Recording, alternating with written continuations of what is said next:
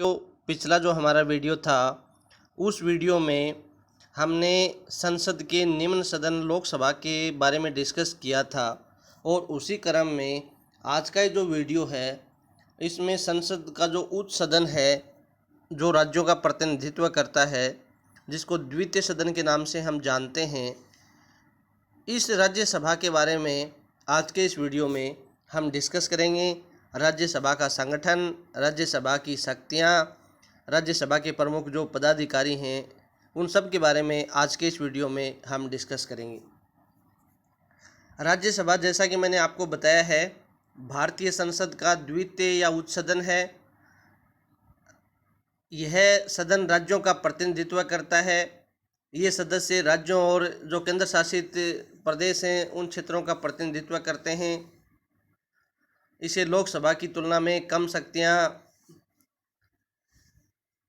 प्रदान की गई हैं, लेकिन फिर भी ये जो सदन है, इसका अपना महत्व है, अपनी उपयोगिता है। अब हम राज्यसभा की संरचना और निर्वाचन पद्धति के बारे में डिस्कस करेंगे। देखिए, संविधान का जो अनुच्छेद 80 है, वो राज्यसभा के गठन से संबंधित है। अनुच्छेद 80(1) के अंतर्गत यह निर्धारित किया है कि राज्यसभा में अधिक से अधिक 250 सदस्य हो सकते हैं, 250 सदस्य हो सकते हैं। इसमें से 12 सदस्य हैं, वो राष्ट्रपति द्वारा मनोनीत किए जाते हैं। ये सदस्य हैं, ये भारतीय संविधान का जो अनुच्छेद 80(3) है, उसके अंतर्गत मनोनीत करता है भारत का राष्ट्रपति। ये ऐसे व्यक्ति होते हैं जिन्हें कला, साहित्य, विज्ञान, समाज सेवा और सहकारिता के क्षेत्र में विशेष ज्ञान, ख्याति प्राप्त या अनुभव होता है। शेष जो 238 सदस्य हैं, वो संघ की इकाइयों का प्रतिनिधित्व करते हैं और ये जनता के द्वारा अप्रत्यक्ष रूप से निर्वाचित होते हैं। राज्यसभा के सदस्यों का जो चुनाव है, वो एकल संक्रमणीय मत प्रणाली और अनुपातिक प्रतिनिधित्व पद्धति के अनुसार खुले मतदान से संघ के विभिन्न राज्यों और संघीय क्षेत्रों की विधानसभाओं के निर्वाचित सदस्यों द्वारा किया जाता है। विधानसभाओं के जो मनोनीत सदस्य हैं, वो राज्यसभा सदस्यों के चुनाव में भाग नहीं लेते हैं। दिल्ली और पांडिचेरी जो हैं, वो ऐसे 2 संघ शासित राज्य हैं जिन्हें राज्यसभा में स्थान आवंटित किया गया है। चूँकि पहले उक्त दोनों राज्यों में विधानसभा नहीं थी, अतः उनके प्रतिनिधि संसद द्वारा विहित विधि के अनुसार चुने जाते थे। किंतु अब दोनों राज्यों में विधानसभा का गठन कर दिया गया है, अतः इन राज्यों के प्रतिनिधियों का चुनाव संबंधित विधानसभा के निर्वाचित सदस्यों द्वारा किया जाता है। राज्यसभा में स्थानों के आवंटन का जो विवरण है, वो संविधान की जो 4थी अनुसूची है, उसमें दिया गया है। वर्ष 2003 में संसद द्वारा राज्यसभा की रचना की पद्धति में 2 परिवर्तन किए गए हैं। पहला तो यह है कि राज्यसभा के उम्मीदवार के लिए उस राज्य का निवासी होना आवश्यक नहीं है जिस राज्य से वह राज्यसभा का चुनाव लड़ना चाहता है। तो पहली जो सबसे महत्वपूर्ण बात है, वो तो ये की गई है वर्ष 2003 में कि राज्यसभा का सदस्य बनने के लिए उस राज्य का निवासी होना आवश्यक नहीं है। और दूसरा, गुप्त मतदान के स्थान पर खुले मतदान की व्यवस्था है, उसको अपनाया गया है। राज्यसभा में राज्यों का प्रतिनिधित्व समानता के आधार पर नहीं है, जनसंख्या के आधार पर है। इसमें बड़े राज्यों से अधिक प्रतिनिधि और छोटे राज्यों से कम प्रतिनिधि चुनकर आते हैं। 5 जो संघ शासित प्रदेश हैं, क्षेत्र हैं, जैसे अंडमान निकोबार द्वीप समूह है, दमन दीव, लक्षद्वीप, चंडीगढ़, दादरा नगर हवेली, इनको राज्यसभा में प्रतिनिधित्व प्रदान नहीं किया गया है, क्योंकि इन संघ शासित या केंद्र शासित प्रदेशों में विधानसभा नहीं है, इसलिए इनको राज्यसभा में इनको कोई स्थान प्रदान नहीं किया गया है। अब देखिए, बात करते हैं राज्यसभा सदस्यों की योग्यताओं की। तो राज्यसभा के सदस्यों के लिए वही योग्यताएं निर्धारित हैं जो लोकसभा सदस्यों के लिए हैं। अंतर केवल यही है कि जहां लोकसभा की सदस्यता के लिए जो आयु है, न्यूनतम आयु, वो 25 वर्ष है, वहीं राज्यसभा की सदस्यता के लिए न्यूनतम आयु है, वो 30 वर्ष है। राज्यसभा का कार्यकाल संविधान का जो आर्टिकल 83(1) है, उसके अनुसार राज्यसभा एक स्थायी सदन है। राज्यसभा कभी भंग नहीं होती, बल्कि इसके 1/3 जो सदस्य हैं, 1/3। वो 1/3 सदस्य प्रत्येक 2 वर्ष पश्चात सेवानिवृत्त हो जाते हैं और उनके स्थान पर नए सदस्यों का जो निर्वाचन है वो कर लिया जाता है। इस प्रकार प्रत्येक जो सदस्य है वो 6 वर्ष तक राज्यसभा का सदस्य रहता है। लेकिन यदि किसी सदस्य का स्थान उसके त्यागपत्र, मृत्यु के कारण स्थान यदि या पद रिक्त हो जाता है तो रिक्त स्थान को भरने के लिए उपचुनाव कराया जाता है। इस प्रकार उपचुनाव द्वारा चुना गया व्यक्ति उतने समय तक ही राज्यसभा का सदस्य रहता है जितना समय रिक्त हुए स्थान से शेष बचा है। यानी कहने का मतलब है कि मान लीजिए किसी ने त्यागपत्र दे दिया या किसी की मृत्यु हो गई तो उसके स्थान पर उपचुनाव होगा, और उपचुनाव मान लीजिए किसी सदस्य की जो मृत्यु है वो 2 वर्ष बाद में हो गई तो शेष सदस्य वो 6 वर्ष के लिए नहीं चुना जाएगा, वो केवल 4 वर्ष के लिए चुना जाएगा। यानी जो शेष समय है वो उसी के लिए निर्वाचित होगा। उपचुनाव से चुना गया सदस्य पूरी अवधि 6 वर्ष तक सदस्य नहीं रहेगा, अर्थात जितना जो समय शेष बचा है उसके लिए उसका चुनाव कराया जाएगा। अब बात करते हैं विभिन्न पदाधिकारी हैं उनकी, तो इसमें हम देखते हैं सबसे पहले चेयरमैन यानी सभापति। भारत का जो उपराष्ट्रपति होता है वो अमेरिका की भांति राज्यसभा का पदेन सभापति होता है। ये जो प्रावधान है ये भारतीय संविधान का जो अनुच्छेद 89 है 89 इसमें किया गया है। पदेन सभापति से तात्पर्य है कि उपराष्ट्रपति पद के कारण राज्यसभा का सभापतित्व का जो पद है वो स्वतः ही प्राप्त होता है और सदन में पीठासीन होता है। जब सभापति यानी उपराष्ट्रपति राष्ट्रपति के रूप में कार्य करता है तो राज्यसभा के सभापति का पद रिक्त हो जाता है और सभापति के कर्तव्य उपसभापति द्वारा पूरे किए जाते हैं। तो कहने का मतलब ये है कि जब जो सभापति है यानी जो उपराष्ट्रपति है वो राष्ट्रपति के रूप में कार्य करता है तो वो एक प्रकार से राज्यसभा का सभापति है वो नहीं रहता और उसको वे सारी सुविधाएं, वेतन, भत्ते प्रदान किए जाते हैं जो राष्ट्रपति को प्रदान किए जाते हैं। दूसरा है उपसभापति। राज्यसभा का उपसभापति राज्यसभा द्वारा अपने सदस्यों में से ही चुना जाता है और यह अपने पद तक तब तक कार्य करता है जब तक कि उसे राज्यसभा के समस्त सदस्यों के संकल्प द्वारा हटा न दिया जाए। तो दूसरा जो सबसे महत्वपूर्ण जो पदाधिकारी है राज्यसभा का वो है उपसभापति, जिसका चुनाव राज्यसभा के सदस्य हैं वो अपने सदस्यों में से ही करते हैं। अब बात करते हैं राज्यसभा महासचिव के बारे में। राज्यसभा का जो महासचिव है ये तीसरा महत्वपूर्ण पदाधिकारी होता है राज्यसभा का। वह सभी संसदीय कर्तव्यों, क्रियाकलापों, प्रक्रिया संबंधी मामलों में सभापति का, सदन का, सदस्यों का सलाहकार होता है। यह भी लोकसभा महासचिव की भांति कार्यपालिका का स्थायी और निरपेक्ष पदाधिकारी होता है। अब देखिए सभापति जो है उसके क्या क्या अधिकार और क्या क्या कर्तव्य हैं उनके बारे में हम डिस्कस करते हैं। राज्यसभा के सभापति के अधिकार और कर्तव्य लगभग वही होते हैं जो लोकसभा अध्यक्ष के होते हैं। अंतर केवल इतना सा है कि राज्यसभा के सभापति को धन विधेयक के संबंध में निर्णय करने का अधिकार नहीं है, जबकि कोई विधेयक धन विधेयक है या नहीं इसका निर्णय लोकसभा का अध्यक्ष करता है। इसके अतिरिक्त सभापति दोनों सदनों की संयुक्त बैठक की अध्यक्षता भी नहीं करता।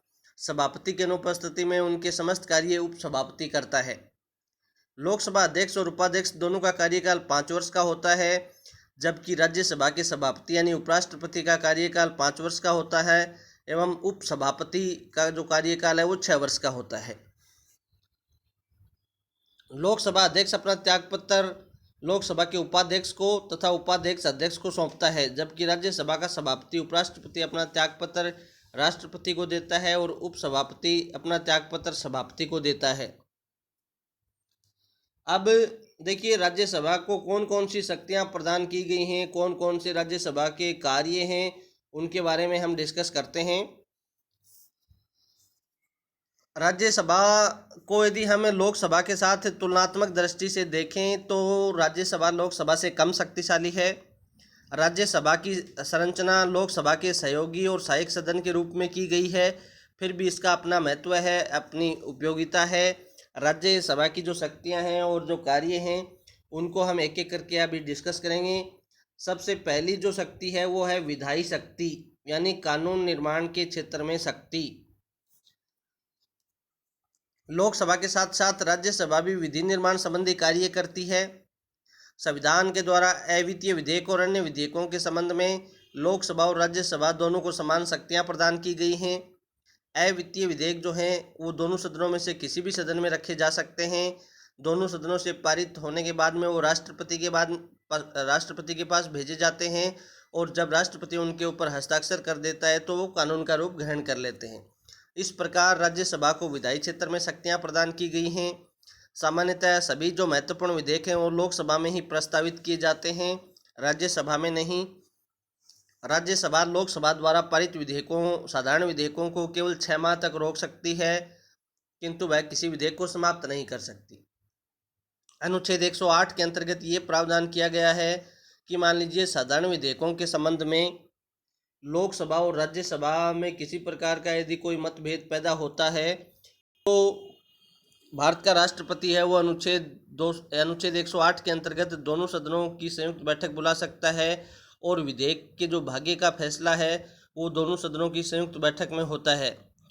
और लोकसभा की सदस्य संख्या राज्यसभा की सदस्य संख्या के दुगुने से भी अधिक होने के कारण विधेयक के जो भाग्य का फैसला है वो लोकसभा की इच्छा निर्भर करता है। भारतीय संविधान के लागू होने के पश्चात 3 अप्रैल 1952 को काउंसिल ऑफ स्टेट के नाम से सर्वप्रथम राज्यसभा का गठन किया गया। यानी 3 अप्रैल 1952 को पहली बार राज्यसभा अस्तित्व में आई, और उसकी प्रथम बैठक जो है वो 13 मई 1952 को हुई, और इसके सभापति यानी उपराष्ट्रपति डॉक्टर सर्वपल्ली राधाकृष्णन थे। 23 अगस्त 1954 को सभापति ने सदन में घोषित किया कि काउंसिल ऑफ स्टेट को अब राज्यसभा के नाम से जाना जाएगा। प्रथम लोकसभा का गठन 17 अप्रैल 1952 को और बैठक 13 मई 1952 को हुई थी। इस प्रकार 13 मई 2002 को भारतीय संसद ने अपना 47 वर्ष पूरे कर लिए हैं। अब बात करते हैं वित्तीय शक्तियों के बारे में। वित्तीय क्षेत्र में देखिए राज्यसभा को कम शक्तियां प्रदान की गई हैं। यद्यपि इस संबंध में संविधान के द्वारा राज्यसभा को लोकसभा की तुलना में कमज़ोर स्थिति प्रदान की गई है, क्योंकि अनुच्छेद 109 है उसके अंतर्गत कोई भी जो वो केवल लोकसभा में ही प्रस्तुत किया जा सकता है, राज्यसभा में नहीं किया जा सकता। कोई वित्तीय विधेयक है या नहीं इसका अंतिम निर्णय भी लोकसभा अध्यक्ष करता है। वित्तीय विधेयक केवल लोकसभा में ही प्रस्तुत किया जा सकता है, और यदि लोकसभा किसी वित्तीय विधेयक या धन विधेयक को पारित करती है तो वह राज्यसभा के पास जाता है। राज्यसभा अधिकतम या तो उसको 14 दिन तक रोक सकती है या अपना अनुशंसा कर सकती है, लेकिन अनुशंसा को मानना या न मानना लोकसभा की इच्छा के ऊपर निर्भर करता है। 14 दिन पश्चात वो वित्तीय विधेयक स्वतः ही पारित समझा जाता है। इस प्रकार हम कह सकते हैं कि राज्यसभा की जो वित्तीय शक्ति है वो तुलनात्मक दृष्टि से लोकसभा से कम है। राज्यसभा के सदस्य 6 वर्ष के लिए चुने जाते हैं। प्रत्येक दूसरे वर्ष राज्यसभा के जो 1/3 सदस्य हैं वो अवकाश ग्रहण करते हैं और उतने ही नए सदस्य चुन लिए जाते हैं। इस प्रकार राज्यसभा के सभी सदस्य एक साथ निर्वाचित नहीं होते हैं। राज्यसभा के सभापति यानी उपराष्ट्रपति का चुनाव लोकसभा और राज्यसभा के सदस्यों द्वारा किया जाता है। राज्यसभा के उपसभापति का चुनाव राज्यसभा के सदस्यों द्वारा अपने सदस्यों में से 6 वर्ष के लिए किया जाता है। राज्यसभा के सभापति और उपसभापति दोनों के पद रिक्त होने पर राष्ट्रपति द्वारा राज्यसभा के सदस्यों में से नियुक्त सदस्य सभापति के रूप में कार्य करते हैं। राज्यसभा के सदस्यों का चुनाव विधानसभाओं के निर्वाचित सदस्यों द्वारा किया जाता है, और इनके चुनाव में जनता प्रत्यक्ष रूप से भाग नहीं लेती। राज्यसभा को 2 और महत्वपूर्ण शक्तियां प्रदान की गई हैं। एक तो अनुच्छेद 249 के अंतर्गत 249 के अंतर्गत राज्य सूची के किसी विषय को राष्ट्रीय महत्व का घोषित करना, और दूसरी जो विशेष शक्ति प्रदान की गई है वह अनुच्छेद 312 के अंतर्गत नवीन अखिल भारतीय सेवाओं के सर्जन का जो विशेषाधिकार है वो राज्यसभा को प्रदान किया गया है। राज्यसभा का जो सभापति होता है यानी उपराष्ट्रपति अपना त्यागपत्र राष्ट्रपति को देता है, जबकि उपसभापति अपना त्यागपत्र सभापति को देता है। संविधान में संशोधन संबंधी शक्ति, यानी संविधान में संशोधन करने के संबंध में जो शक्ति है वो राज्यसभा को भी प्रदान की गई है। कोई भी विधेयक है वो पहले लोकसभा में भी रखा जा सकता है और राज्यसभा में भी। संविधान संशोधन संबंधी मामलों में दोनों सदनों को समान शक्तियां प्रदान की गई हैं। संविधान संशोधन संबंधी विधेयक मान लीजिए एक सदन में स्वीकृत नहीं होता और दूसरे सदन में स्वीकृत हो जाता है तो वो संविधान में संशोधन नहीं माना जाता। संविधान में संशोधन करने के लिए दोनों सदनों द्वारा संशोधन है वो आवश्यक है, अलग अलग पारित होना आवश्यक है। तो संविधान संशोधन संबंधी विधेयकों पर यदि राज्यसभा की असहमति होती है तो उस संविधान संशोधन को अस्वीकार किया जा सकता है। आपातकालीन संबंधी शक्तियां भी प्रदान की गई हैं। राष्ट्रपति की आपातकालीन उद्घोषणा की स्वीकृति दोनों सदनों के द्वारा अनिवार्य है। यदि घोषणा उस समय की गई है जब लोकसभा विघटित हो गई है तो उस समय घोषणा का राज्यसभा द्वारा स्वीकृत होना अनिवार्य है। तो इस संबंध में आपातकाल के संबंध में भी राज्यसभा को शक्तियां प्रदान की गई हैं। अन्य शक्तियां भी राज्यसभा को प्रदान की गई हैं। उपयुक्त शक्तियों के अतिरिक्त राज्यसभा को कुछ अन्य शक्तियां भी प्रदान की गई हैं जिनका प्रयोग राज्यसभा लोकसभा के साथ मिलकर करती है। जैसे राज्यसभा के निर्वाचित सदस्य राष्ट्रपति के चुनाव में भाग लेते हैं तो राष्ट्रपति का निर्वाचन करते हैं। राज्यसभा के सदस्य लोकसभा के सदस्यों के साथ मिलकर उपराष्ट्रपति का चुनाव करते हैं। राज्यसभा लोकसभा के साथ मिलकर राष्ट्रपति, सर्वोच्च न्यायालय के न्यायाधीश, कुछ महत्वपूर्ण पदाधिकारियों पर महाभियोग लगा सकती है और महाभियोग का प्रस्ताव है वो भी तभी पारित समझा जाता है जब दोनों सदन इस प्रकार के प्रस्ताव को स्वीकार कर लेते हैं। राज्यसभा बहुमत से प्रस्ताव पारित कर उपराष्ट्रपति को उसके पद से हटा सकती है यदि लोकसभा प्रस्ताव से सहमत होती है। तो हम ये कह सकते हैं कि ये कुछ अन्य विशेष शक्तियां भी राज्यसभा को प्रदान की गई हैं, जैसे राष्ट्रपति के चुनाव में भाग लेना, उपराष्ट्रपति के चुनाव में भाग लेना, विभिन्न पदाधिकारियों पर महाभियोग लगाना, उपराष्ट्रपति को पद से हटाना। तो ये शक्तियां भी राज्यसभा को प्रदान की गई हैं। अब देखिए राज्यसभा को कुछ विशेष शक्तियां हैं वो भी प्रदान की गई हैं। जैसे अभी मैंने आपको बताया है 2 विशेषाधिकार राज्यसभा के पास में हैं जो लोकसभा के पास में नहीं है। ये अनन्य शक्तियां हैं राज्यसभा की। बात करते हैं अनुच्छेद 249 की, 249 की। तो इसमें ये प्रावधान किया गया है कि यदि राज्यसभा अपने उपस्थित और मतदान करने वाले सदस्यों के 2/3 बहुमत से प्रस्ताव पारित कर यह घोषित कर दे कि राज्य सूची में उल्लेखित कोई भी विषय राष्ट्रीय महत्व का है तो संसद उस विषय पर कानून निर्माण कर सकती है। ऐसा प्रस्ताव 1 वर्ष से अधिक प्रभावी नहीं रहता, लेकिन यदि राज्यसभा चाहे तो हर बार इसे 1 वर्ष के लिए बढ़ाया जा सकता है। कहने का अर्थ ये है कि अनुच्छेद 249 जो है उसमें राज्यसभा को विशेष शक्ति प्रदान की गई है। यदि कोई विषय राज्य सूची का है और उसे राज्यसभा राष्ट्रीय महत्व का घोषित कर देती है तो ये शक्ति राज्यसभा को ही प्रदान की गई है। दूसरी जो महत्वपूर्ण जो शक्ति है वो अनुच्छेद 312 में है,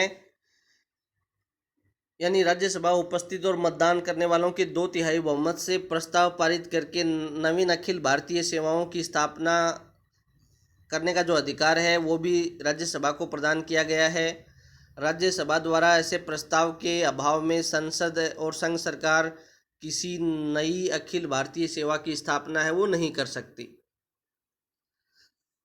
वर्ष 1961 में इस अधिकार का प्रयोग करते हुए भारतीय इंजीनियरिंग सेवा, भारतीय वन सेवा, भारतीय चिकित्सा सेवा के सृजन का जो अधिकार है वो संसद को दिया गया था। 1965 में राज्यसभा द्वारा भारतीय कृषि सेवा, भारतीय शिक्षा सेवा के सृजन का अधिकार है वो भी संसद को दिया गया है। अब संसद के सदस्यों की सदस्यता के अंत के बारे में यदि हम देखें तो इसमें हम देखते हैं कि यदि कोई सदस्य संसद के दोनों सदनों का सदस्य निर्वाचित हो जाता है तो एक सदन से उसको त्यागपत्र देना पड़ता है। तो कहने का मतलब है कोई व्यक्ति एक साथ केवल एक ही सदन का सदस्य रह सकता है, चाहे वो लोकसभा का सदस्य हो चाहे वो राज्यसभा का, दोनों का एक साथ सदस्य नहीं रह सकता। यदि कोई सदस्य संसद के एक सदन की बैठकों में लगातार 60 दिन तक सदन की अनुमति के बिना अनुपस्थित रहता है तो उसकी सदस्यता समाप्त हो सकती है। यानी अध्यक्ष की अनुमति के बिना 60 दिन तक सदन की बैठकों में नहीं आता तो उसकी सदस्यता है वो निलंबित की जा सकती है। यदि कोई व्यक्ति संसद के एक सदन का और किसी राज्य के विधानमंडल का एक साथ सदस्य चुन लिया जाता है तो उसे निर्धारित अवधि के भीतर राज्य के विधानमंडल की सदस्यता यदि वो नहीं छोड़ता है तो उसकी संसद की सदस्यता स्वतः समाप्त हो जाती है। यदि किसी सदन का सदस्य निर्वाचित होने के बाद सदस्यता के लिए निर्धारित योग्यता नहीं रह जाती या कोई निर्धारित अयोग्यता पैदा हो जाती है तो भी वह सदन का सदस्य नहीं रहता। कहने का अर्थ ये है कि मान लीजिए कोई निर्वाचित होने के बाद में अयोग्यता उसमें आ जाए या फिर वो संसद के साथ साथ राज्य विधानमंडल का सदस्य चुन लिया जाए तो ऐसी स्थिति में उसकी सदन की सदस्यता है वो समाप्त हो जाती है यदि वह निर्धारित अवधि में राज्य विधानमंडल से त्यागपत्र नहीं देता है।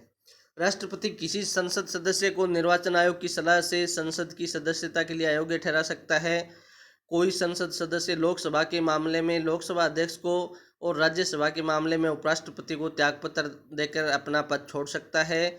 यदि कोई संसद सदस्य दल बदल कानून के लोकसभा के मामले में लोकसभा अध्यक्ष द्वारा या राज्यसभा के मामले में उपराष्ट्रपति द्वारा अयोग्य ठहरा जाता है तो उसकी सदस्यता वो समाप्त हो जाती है। तो इस वीडियो में हमने राज्यसभा का संगठन, उसकी महत्वपूर्ण शक्तियाँ, उसके विशेषाधिकार, उसके विभिन्न पदाधिकारी इस संबंध में डिस्कस किया है। आगे के जो वीडियो हैं वो इसी क्रम में जारी रहेंगे। धन्यवाद।